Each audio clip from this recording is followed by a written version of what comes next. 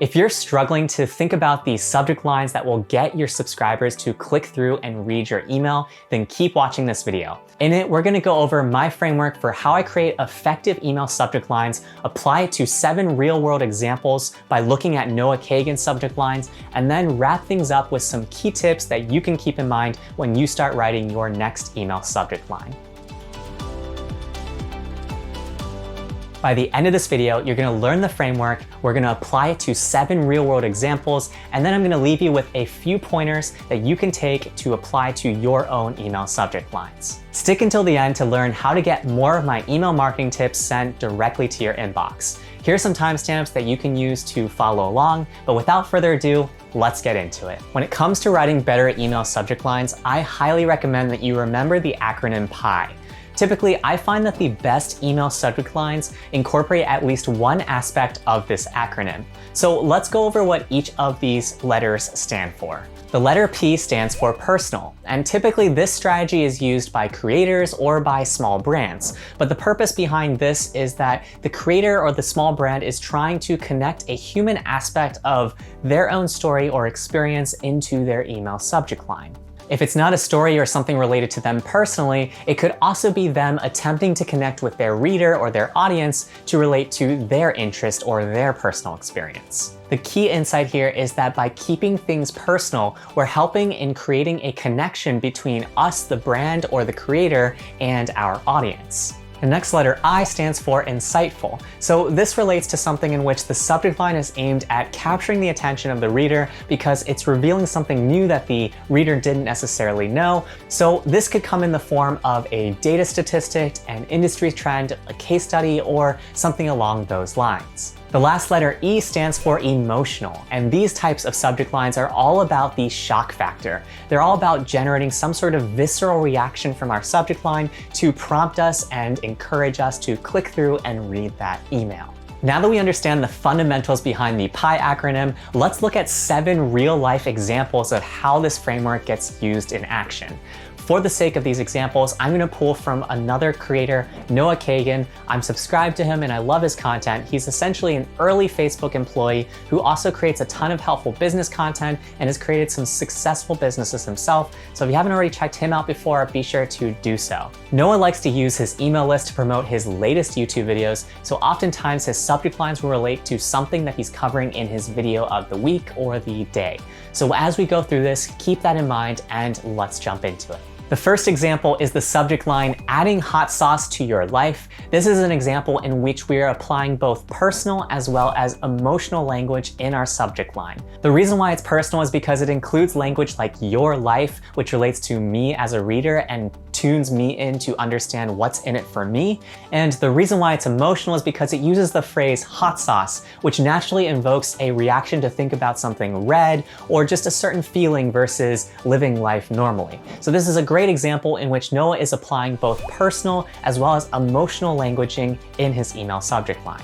Looking at our next example here, we have the subject line, what do you say, partner? In this example, Noah is trying to be personal again by using phrasing like partner, which is something that relates to writing towards me as the reader, and also it potentially is covering something slightly insightful because what I want to know is, after he's asked this question, what is he trying to say, or what is his proposition based off of this subject line? So this is a potentially good example of using personal and a little bit of insightfulness in your email subject line to hook your reader's attention. Let's go ahead and take a look at example number 3. In this case, we have the subject line, old dog learning new software tricks. As I think about this subject line, I'm not quite sure that it's covering as many of the points in the PI framework as some of the earlier ones that we've covered. While he is being a little personal by referring to himself as an old dog in this situation, it's not necessarily as engaging as some of the earlier subject lines that we went over. For example, this subject line could be repositioned and be much more powerful if it were oriented to not only include Noah, but also us as the reader. Thinking a little bit more, he might have come up with something like 3 software tricks I learned that you can too. By looping in that second phrase, you can too, he's looping us in and engaging us as the reader to make his personal experience something that he wants to connect with us on as well. Before we head into our next email subject line example, if you're new here, I teach sales, digital marketing, and entrepreneurship with new videos like these every single week. So if that sounds like your cup of tea, consider subscribing below and hitting that notification bell to get new videos like these that take you from zero to self-starter. Also, if you're finding this breakdown of these real-world subject lines helpful, do me a favor and hit that like button below. By doing so, you'll help more people see this video as well, and I'd love for somebody like even Noah to find this video. Our next email subject line example is $100 life upgrades. So in this example, Noah is using the I in the pie framework, insightful. He's capturing our attention by potentially sharing something that we might not have thought of before we read his email. This email subject line is pretty good, but that being said, I think it could potentially be even more powerful if Noah were to incorporate some personal aspects to his subject line. For example, it might be something like $100 life upgrades that changed my life. Or he could even reposition it to us as the reader and say something along the lines of $100 life upgrades that can change your life. By covering these sorts of topics, it makes it a little bit easier for us to connect with him as the reader. In our fifth subject line, we have the example of how to get customers no matter your business idea.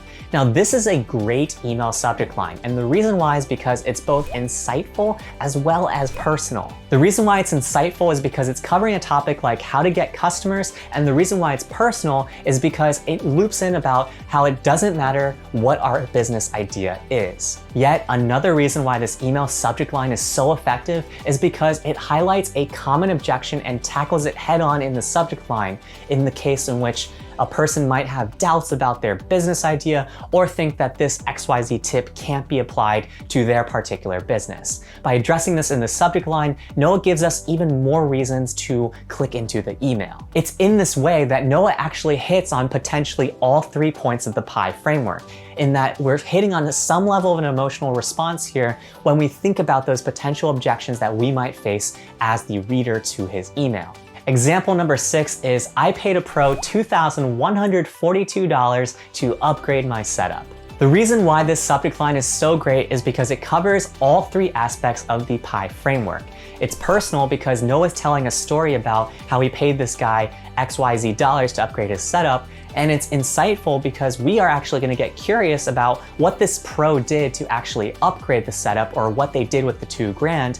And it's emotional because whenever you typically see a comma number, so something in the thousands, we typically perk up a little bit more than usual. And so it's creating some sort of visceral reaction to us because we have some general connotation as to whether or not that $2,142 is a lot of money. All right, we've come a long way. So in our last email subject line example, we have best of the week 8/19/20. The reason why I wanted to make sure to include this is because it's a good example of how some creators can get a little bit burnt out and drop the ball when it comes to creating a super effective subject line.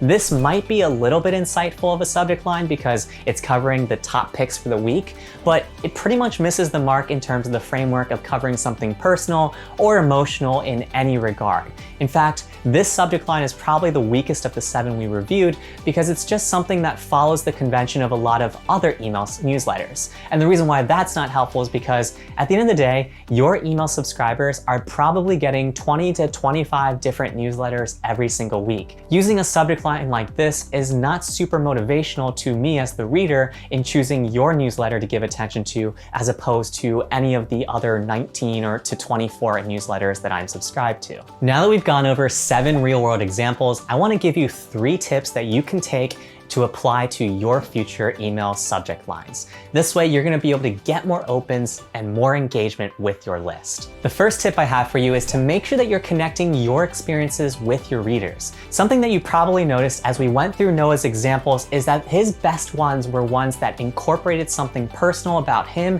that could connect him to his reader, or vice versa. So it's always helpful when you can incorporate this sort of strong connection between you and your reader and bridge the gap between the two of you. To apply this, I would personally think about how you might tell a great story or experience of yours and relate that to a really good friend of yours. By thinking in that light, it could potentially be easier for you to then craft your email to your subscribers. Or if you're a brand trying to sell a product, you could try to think about the successes and failures that your brand has had in creating the product as it is today. By sharing more about your wins, your losses, and your experiences, you'll make it easier for your subscribers to connect with you or your brand. Tip number 2 is to use numbers whenever possible. Notice how Noah had some great usage of some key types of numbers in his subject lines. He used things like $100 or $2,142. Oftentimes, including some form of a number will invoke a greater deal of interest with your reader just because they're going to see some sort of number and then the actual context of that number right after that. So it can be helpful to include some sort of number in your subject line. A thing to keep in mind if you're going to promote something like a list article or something like a compilation is to include an odd number over an even number. I've tested this myself in the past and I found that odd numbered sorts of subject lines will outperform even numbered sorts of subject lines 9 times out of 10. My last tip for you is to try to apply at least 2 aspects of the PI acronym into your subject lines. This could mean that your subject line is both personal and insightful, insightful and emotional, or personal and emotional. Whatever the case may be, you'll notice that as we went through those real-world examples, that the best ones incorporated at least 2 aspects of the framework, so keep that in mind. There are 2 big takeaways from today's video. The first one is to remember to use PI all the time.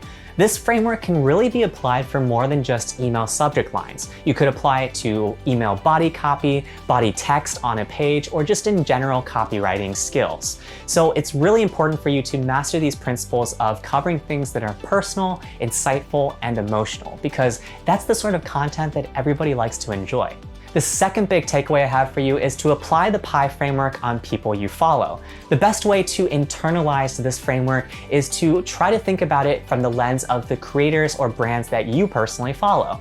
Look and ask yourself whether or not they are using a subject line that's covering the personal side of things, the insightful side of things, or the emotional side of things. Or maybe they're not covering them at all. And maybe that could then answer for you why you aren't necessarily engaging with as much of their content as maybe you have in the past. By looking at content that you personally consume from this sort of lens, it'll make it even easier for you to create the sort of content that your audience would love to see. Now it's your turn. Tell me in the comments below, what is the best email subject line that you have ever received? And which aspects of the PI framework apply to that particular email subject line? I'd love to hear about it, and I'm sure others would as well. Also, I try to read and respond to every single comment, so I greatly appreciate when I get to engage with like-minded people like you. If you like this video, you'll love my Email Marketing Jumpstart Kit.